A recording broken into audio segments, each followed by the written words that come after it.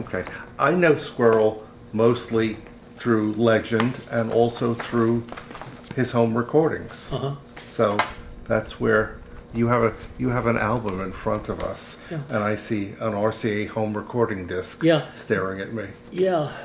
Squirrel got an early version of these pre-cut Victors and recorded a handful of things on them.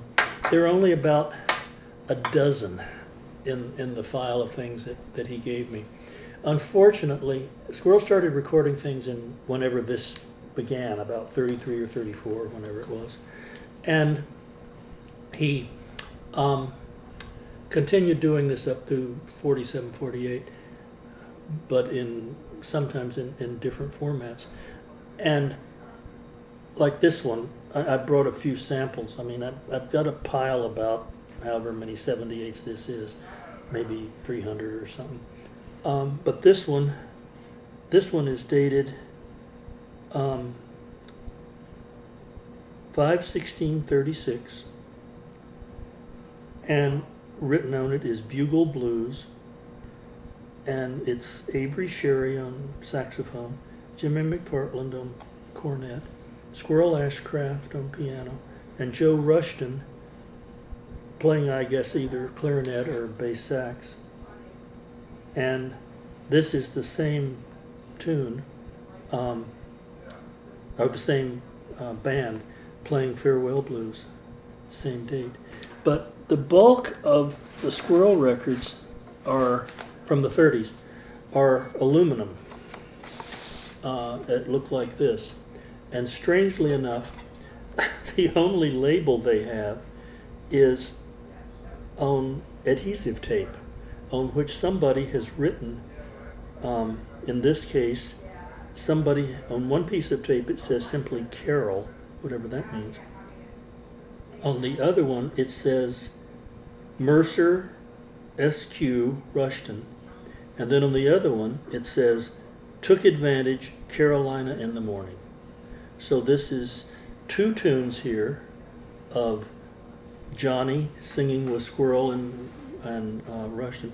And I can see that the first half inch is ruined.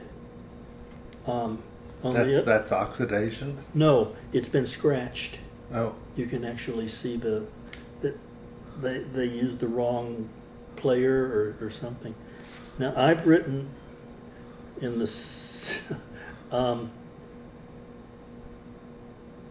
in the 60s, I've written on the sleeve Mercer on Eleanor Roosevelt Messing Around, Squirrel, Rushton, Mercer, Jane Ashcraft, Sleepy Time Gal, which must be on this side. And there were many hundreds of these aluminum discs. And we actually used some of those aluminum discs to make the very first. We made 2 reissue albums. We were going to make a bunch. And this one was called Informal Sessions at Squirrel's Volume 1. And these are the people who were on it. Squirrel Ashcraft, Roy Bargy, George Barnes, Floyd Bean, Boyce Brown, Spencer Clark, Ormond Downs, Wade Foster, Jack Gardner, Bobby Hackett, Jack Howe, Hank Isaacs, Howard Kennedy, Rosie McHarg, Jimmy McPartland, Paul Maris, Johnny Mercer, Bill Priestley, Joe Rushton, Bud Wilson, and all of the Bob Crosby Bobcats. And we took, in this case, 13 of these home grown records and put them on this funny little record that was called More Informal Sessions at Squirrel's. We did 2 of these. This one was the first, and the second was let's see, here it is, a whole album of Bob Zerke. And Joe Rushton. Yeah, Joe is on. Let's see, 1, 2, 3, 4, 5 of the tracks, and we made, I mean, these records were just to be given away. At the bottom of it, I said, MIS records are produced without profit and are not for financial gain. They are issued simply to make available the music that was played and often recorded at Squirrel ASHCRAFT's home. They are being distributed to the men who made the music and Squirrel's many friends. So these were just all given away. And he would sign each one and we would send it to whoever. And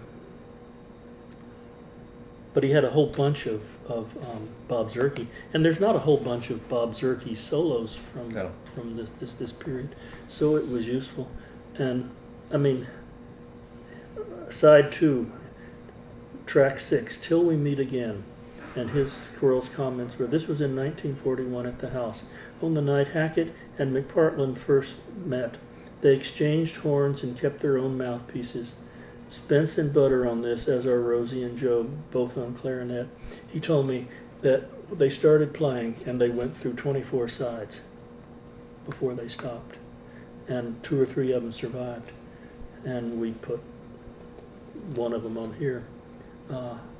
This is the one that you like, the Rockabye Baby, that, and Gum, and Darkness on the Delta with Paul Maris, and the clarinet is probably Faz, who was there, and the tenor, of course, is Eddie Miller.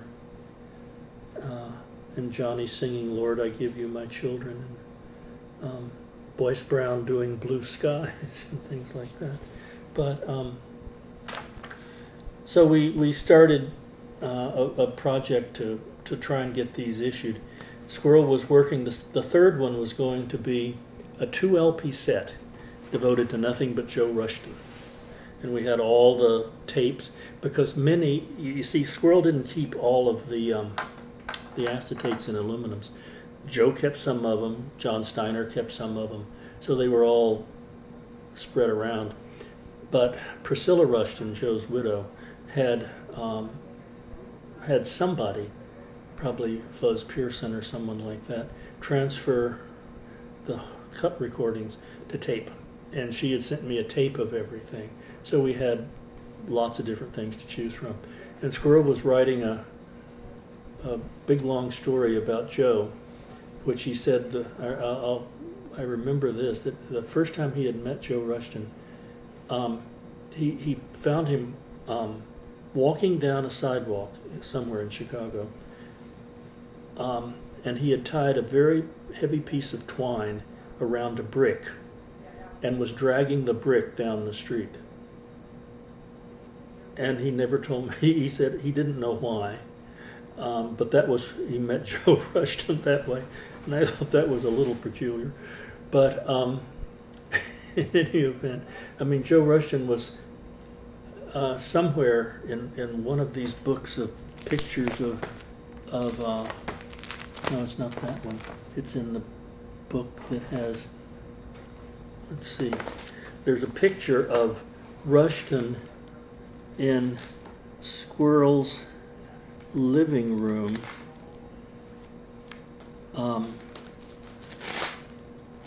with his motorcycle. Yeah, here.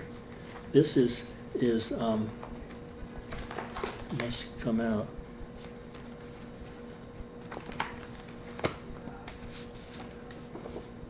This is Joe Rushton with his motorcycle, and which apparently his metal clarinet. Yeah, and his metal clarinet, and apparently they actually recorded the motorcycle in the living room, and apparently at one point when Pee Wee came through town, he borrowed Joe's clarinet for some reason and didn't return it. And then it was probably, you know, the Always Come Loaded band or something. And Pee Wee went back to New York with the band. And Squirrel told me, I have no way of verifying this, that Joe got on his motorcycle and drove all the way to New York and made his way down to Nick's where Pee Wee was playing, and he walked in the front door and he walked up to the bandstand, and as Squirrel said, he grabbed the clarinet out of Pee Wee's always trembling hands and said, "Pee Wee, that wasn't very nice." and turned around and walked out and got on his motorcycle and went back to Chicago. Now, maybe yes, maybe no, I don't know. But it's a good story. And so, but that's what went on at Squirrel's house from the standpoint of recording. And some of it is really extraordinarily good. And some of it doesn't fit back into the slots that it's supposed to fit back into. And what I did was I managed to get Squirrel back playing again and recording. And the very first one we did was a date with, not a date, it was a party that I have photographs of Jimmy McPartland and Marion.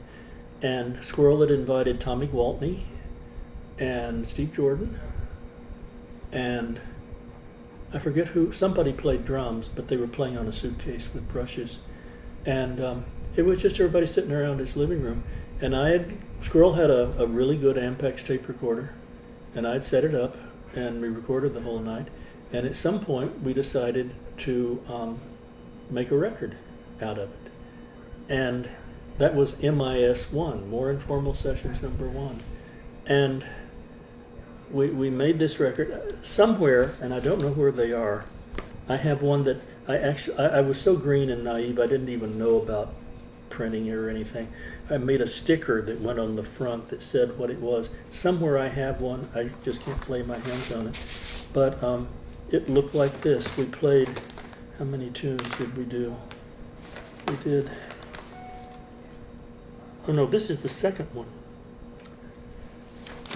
Where's the first one? Oh, I don't have the first one. Anyway, we did, 7, 8 tunes, and some of them were not even jazz band tunes. I mean, they had a vocal quartet that sang songs from the Music Man, and Jimmy played. I mean, Jimmy made that Music Man record, and it was utterly charming. And then the second one, which is here,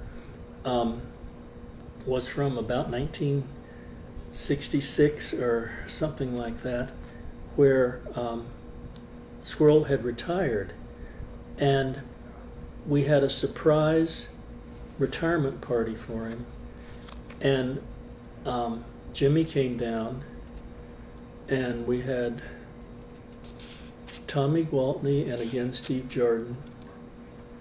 And the ringer, I asked a really great Washington-based pianist arranger who's almost totally forgotten today, a guy named Bill Potts, who was really good.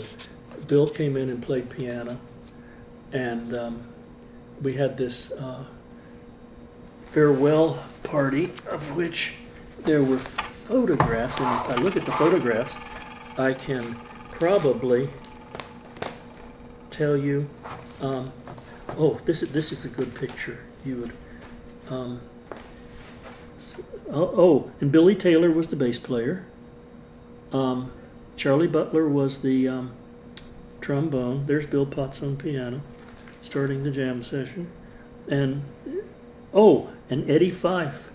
Eddie Fife was the drummer. He lived in Washington then. And so anyway, but this puts it in some kind of funny perspective. Here is a clipping that he gave me that was in a Chicago paper at the time, which was headlined, "When He Was Very Young." It looks like that. And the caption underneath, "Orchestra leader Jimmy Dorsey celebrated his 9th birthday on leap year last night at a party given for him by swing fan Edwin M. Squirrel Ashcraft III and Jimmy O'Keefe. Joe Rushton, who joins Squirrel's group of amateurs every Monday night to play on saxophone and clarinet, sits on the floor in front of Squirrel, while blonde Gene Enzinger, who writes about society on weekdays and swing on Sundays, talks to brunette Gloria Fay. Curtis Edwards and Mrs. Ashcraft share the couch." Do you know who Gene Enzinger is? No. Jeannie Bach.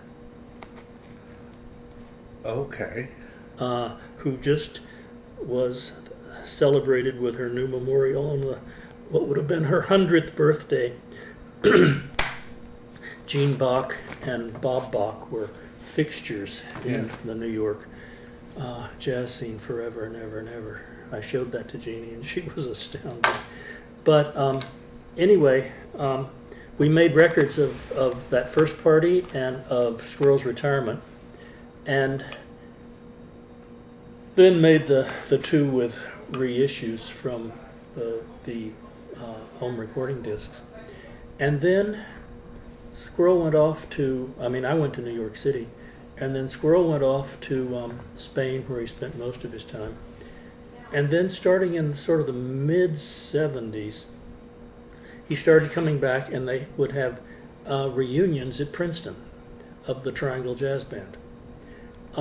It was just the regular Princeton reunion for the class of whatever it was, 31 or 32 or whatever. Probably 31 if, but they, all the musicians would come back and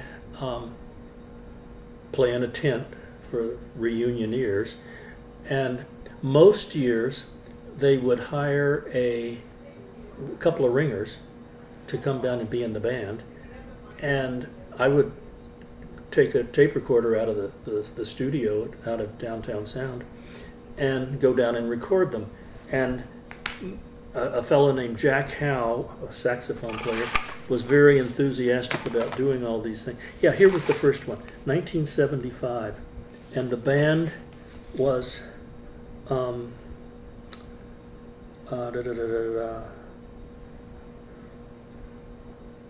Squirrel was going to be the band, or the piano player.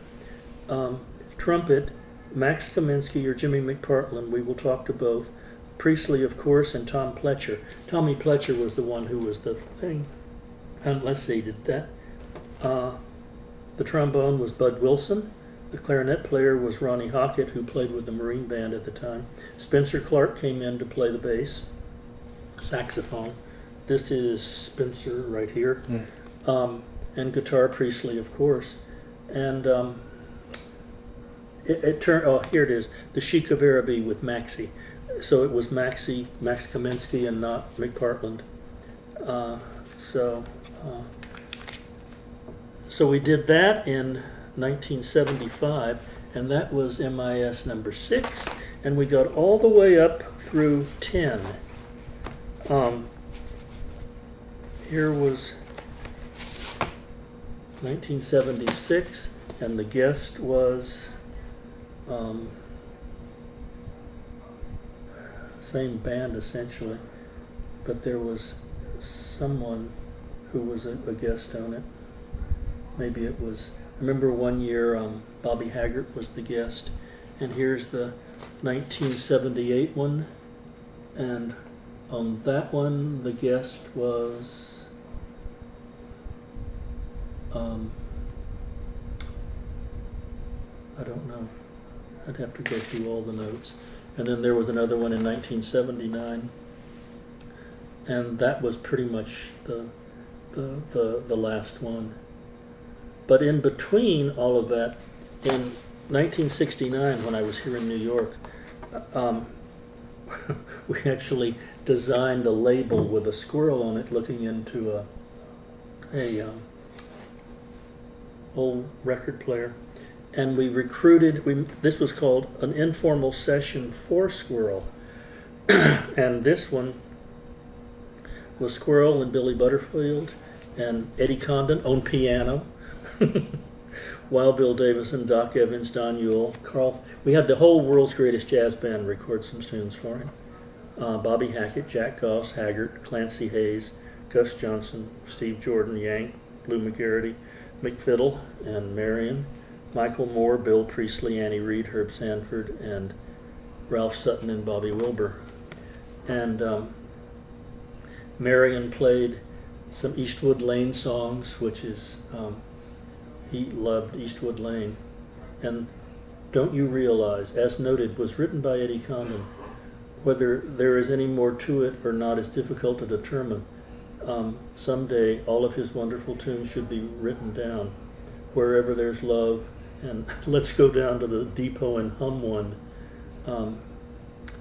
The Harry refers to, somebody says, Eddie says something about Harry Gale. And Harry Gale was a guy who was a drummer in the 20s, played with Bix and stuff.